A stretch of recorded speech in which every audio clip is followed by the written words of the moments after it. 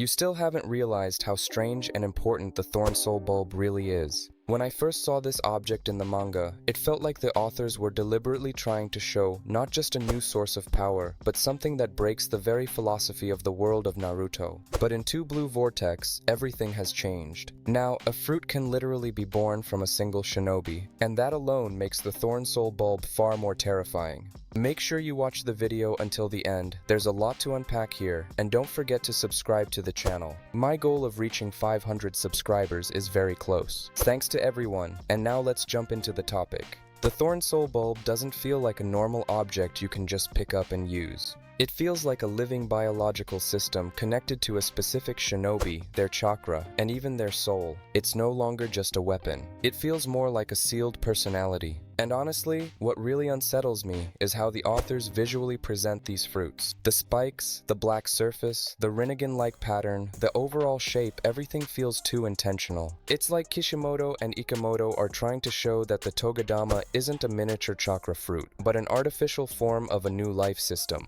And that's where things start getting really interesting. Because if you look closely at the mechanics behind the creation of the Thorn Soul Bulb, it becomes clear. It's almost a mirror reflection of what Momoshiki did to Kinshiki during the Chunin exams. Momoshiki literally turned Kinshiki into a fruit to absorb his power. That wasn't symbolic, it was a pure demonstration of Otsutsuki philosophy. For them, individuality means nothing, only evolution matters. But in the case of the Thorn Soul Bulb, things are even worse. Because here, the fruit is not created by a pure Otsutsuki, but by a mutated Ten-Tails that has been altered through Shinjutsu belonging to Code. That means the structure of the fruit already contains foreign interference. And that's exactly why I don't believe Boruto can simply take it and eat it the same way Momoshiki absorbed chakra fruits. It feels like the authors are intentionally showing that the Thorn Soul Bulb has its own access control system. And the more chapters come out, the more this theory starts to feel real. Just look at the spikes surrounding the fruit.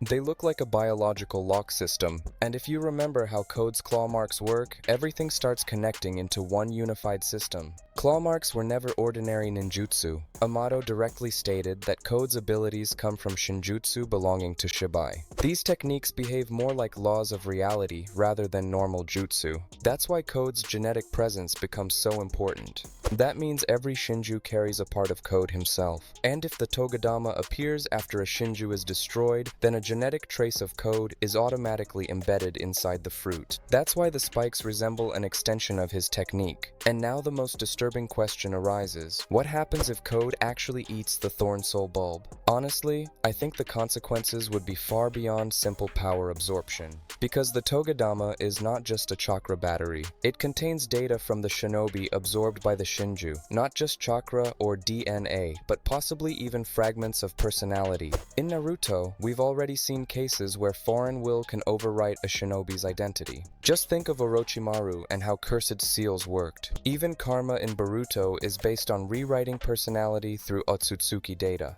But the Thorn Soul Bulb feels even more dangerous because it combines multiple systems at once. That's why I don't believe anyone except Code can safely interact with it. Kawaki is also physically one of the closest beings to an Otsutsuki, and many people thought he might absorb the fruit and become stronger. But I don't believe that's possible. Amato could theoretically enhance him with Shibai's genes in any amount. The Togedama wasn't created through the traditional Otsutsuki cycle. It's a hybrid system born from Shinjutsu and a mutated Ten-Tails. That means completely different compatibility rules apply. And this idea perfectly explains why the spikes are so prominent. They look like a defense mechanism, a biometric shell that only responds to a specific host. And if that's true, then Code becomes the only being capable of fully absorbing the Togedama. But here's what worries me even more. Code has never been able to properly control his own power. He constantly tries to become something greater. And if someone like him tries to merge with the Thorn Soul Bulb, the outcome could be catastrophic. Imagine the personalities of multiple Shinju copies clashing inside him, especially if we're talking about Hidari's fruit, which is connected to Sasuke. That's not just power gain, that's potential psychological collapse from within. And it could lead to Sasuke returning in a way nobody expects. And here's where things get really fascinating.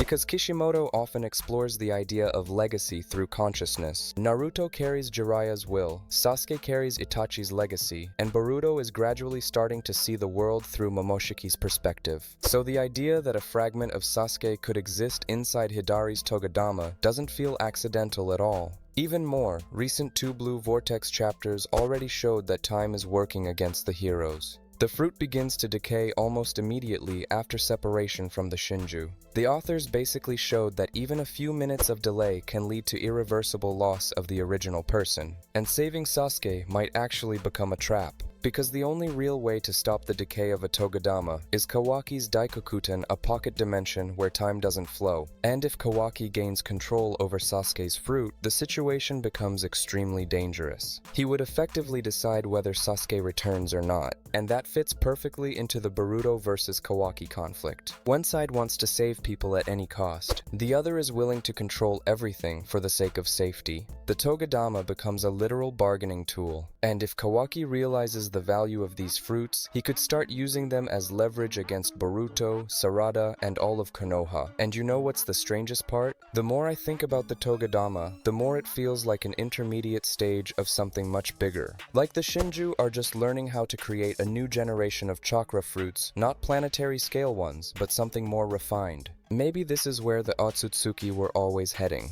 Because the classic chakra fruit is too destructive. It consumes an entire planet for one evolution. But the Togedama allows concentrated power extraction from individual elite shinobi. That makes it almost a perfect form of evolutionary parasitism. And if this theory is correct, then Code's final goal might be far more terrifying than it seems right now. And that's exactly why I believe Code will eventually end up consuming one of these fruits. Only Code has full biological compatibility with this system. Only his genes are already embedded within the structure of the Togedama, and only he is desperate enough to risk his own mind for power. Maybe the real danger of the Thorn Soul Bulb isn't its power at all.